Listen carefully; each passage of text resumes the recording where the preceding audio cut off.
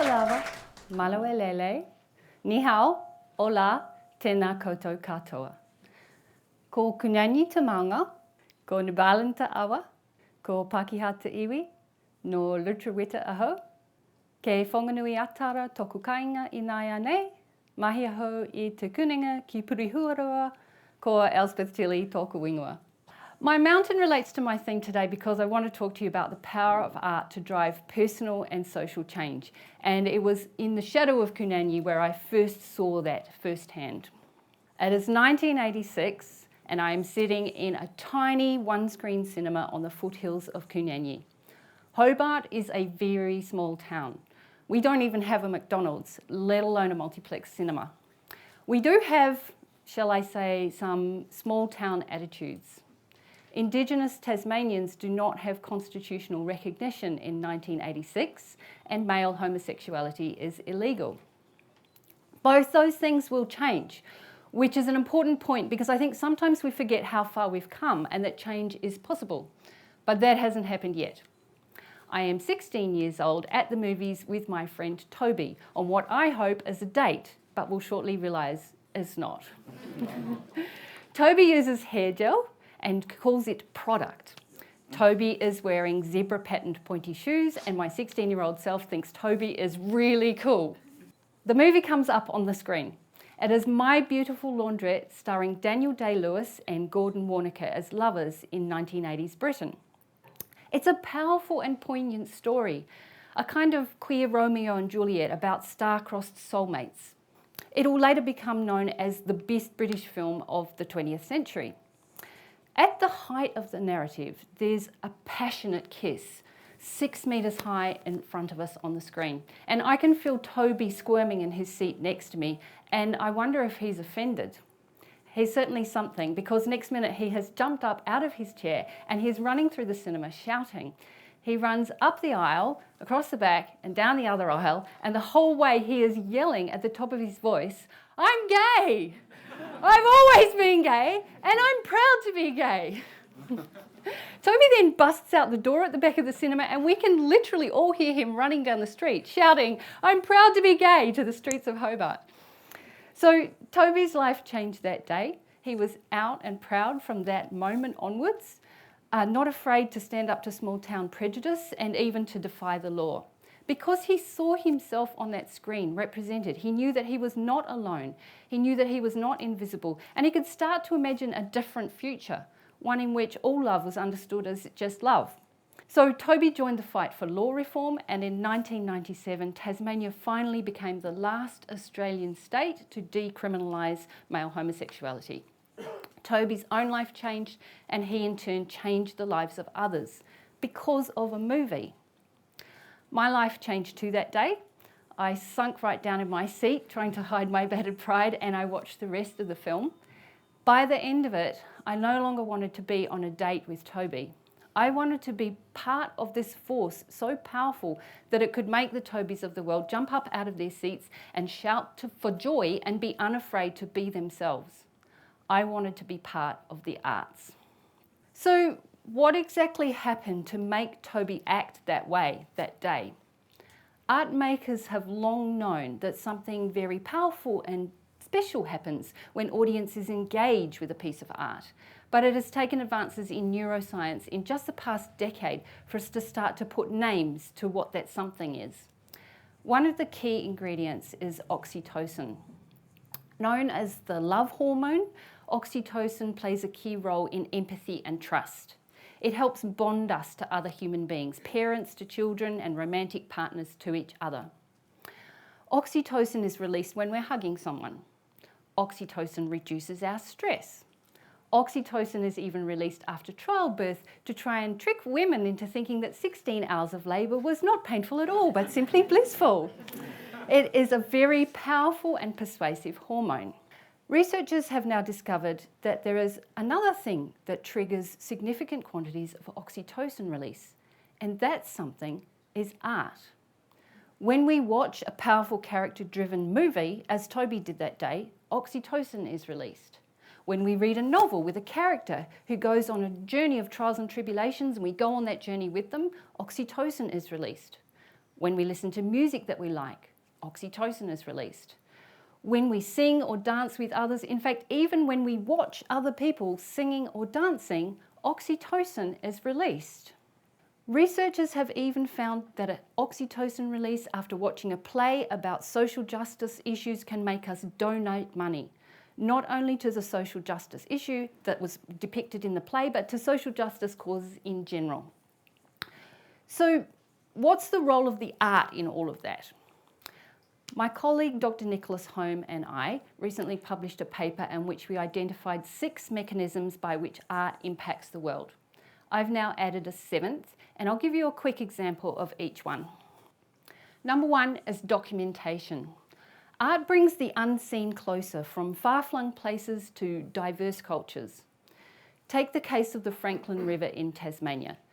During my childhood, for 8 years, a fierce controversy raged about whether to dam the Franklin for hydropower or preserve it for its environmental value.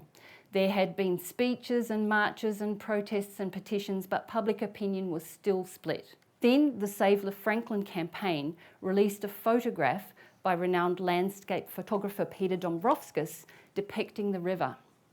Researchers now agree that it was that photo that changed public opinion, leading to the Franklin now being listed as a World Heritage Area. They actually call it the photo that saved a river. I think of other areas like the Arctic and the Great Barrier Reef, and how it's been nature films and photographs that have mobilised us to care about them, even if we may never go there. And I think also of the elephant. In the 1970s, it was photos and nature documentaries about the lives of elephants that changed worldwide attitudes towards owning ivory and then led to an international law change. Documentation works. The second one is recognition. Art helps us recognise the humanity of others, even if they are very different from ourselves. Playwright Sarah Shourd spent 410 days in solitary confinement, and when she was released, she wrote a play that brings the experiences of solitary confinement to the stage. Performed by former inmates, it recreates up close to the audience the tiny spaces of solitary cells so that the audience can see firsthand the impact on live human bodies. Californian Senator Mark Leno attended a performance of The Box, and then he went home and introduced a law that has now banned solitary confinement in California's juvenile facilities. So the art made him recognise the humanity of people who are incarcerated, and then he made a change. The third is disruption. Disruption breaks old habits and helps us confront our avoidance. In Aotearoa, our longest running Māori theatre company, Te Rākau, has been using powerful theatrical work for 34 years to disrupt the dominance of colonial culture. The Swing, a play by Dr. Helen Pearce-Ortenay, exemplifies the way that they use theatre to try and bust open ingrained habits of thought. So The Swing puts a taboo topic, incest, on stage, and it dramatises the voices of both survivors and perpetrators. It breaks open ingrained habits of silence, shame and stigma, and then it facilitates open conversations so that the healing can begin. Fourth is participation. Art can create communities. It brings people together for collaboration and dialogue and collective action. Earlier this year, I produced a climate art installation called I'm Yearning for Something. We used quite a few audience participation techniques like poetry workshops and participatory dance performances, but actually one of the most effective ways we engaged people was also the simplest. We invited passers-by to sit and knit with us and talk about the climate. It was amazing how much creating something together broke down the barriers and enabled people to share their hopes and fears and uncertainties about a difficult topic such as climate change. Participatory art can create safe spaces for talking about difficult things while people are focusing on their knitting. The next one is imagination. Art can prototype different futures, diverse ideas. It can look at what the consequences might be of choices that we haven't even made yet. Artists first imagined video calling, cell phones, antidepressants and electric cars. In fact, all of the things you see on this slide were imagined by artists before they existed in the real world. Eco-fiction writers like Octavia Butler have prototyped whole new societies with different ways of caring for each other and caring for the earth that have then gone on to influence ecological movements in real life. Art is the best brainstorming tool we have because it's not constrained by the way things have always been done, but can help us fantasize about what might be possible if we threw out the rule book and changed the whole game. Number 6 is beauty. Art nourishes our well-being and reminds us of the joyful moments of life. One of my other colleagues, Professor Leonel Alvarado, writes poems about dandelions. Those poems have changed my perspective on dandelions. So I no longer see them as a scruffy little weed, but understand them as a miracle of botanical engineering that can survive in even the tiniest crevice. Now, when I see a little splash of dandelion colour as I'm on my walk to work, it makes me happy. Being happy is important because life is stressful, but beautiful art buffers against that stress, reminding us that there are magnificent things in the world around us. Beautiful art fuels us to fight for the survival of every species, from the dandelion to the coral reefs to Homo sapiens. Number 7 is ritual. Rituals are all around us all day. They help us transition through important moments in life. They help us celebrate and pass milestones. Rituals are how we cope with our strongest emotions, like joy and grief. If we remembered this, we could ask artists to create new rituals to help us cope with the emotional load of the challenges that we face in the present moment. Because rituals are art. They have costumes and props and lines to learn and soundtracks. They are performances. And we can translate what we know from the rituals we're already familiar with into new methods to help us design a new future. Let me give you an example. In the climate art project that I told you about earlier, I'm Yearning for Something, I worked with an architect, and we were working in a space on Wellington's waterfront, just near here, right next to the library building. The library is being strengthened because it is faced by earthquake damage. So the architect mentioned that underneath the library, underground near the foundations, there's a seawall, and the seawall is leaking. She suggested that with sea level rise from climate change, the seawall is going to, in the future, fail. Yet the city is spending $200 million strengthening the building, $67 million more than building a new library somewhere else. Well, of course, the architect said, Wellingtonians love their library. And this is absolutely true. When the library was closed suddenly and its future was uncertain, Wellingtonians poured out their hearts. They wrote to the newspapers, they called up Talkback Radio, and they were emotional. And that emotion influenced a decision to repair an ageing building at great cost. But what if? What if there had been an artist at the decision-making table? What if an artist had been involved in helping people grieve for the building, celebrate their love for it, come together to share their memories, and then move forward?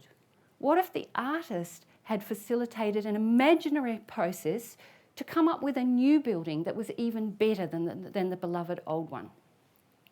We will never know if that was possible because there was no artist at the decision-making table. This is not unusual. The ability of art to facilitate innovative decision-making about the future is routinely overlooked. Particularly at times of strife, artistic budgets are usually the first ones cut. But that is when we need art the most, because that is when we need to remember the power of art to help us harness that emotion to positive change so we can create better futures. More change is approaching rapidly, and we need to use every single tool in our toolbox to help us shape the future, including the power of art. Art helps us bring the unseen closer. Art facilitates empathy. Art generates inclusion. Art disrupts old habits of thinking. Art creates safe spaces for discussing difficult topics. Art reminds us of the beauty of the world, and art innovates. Next time you are in any decision-making forum, always ask, where are the artists? Don't overlook their important, indeed essential ability to help us shape a better world. Thank you.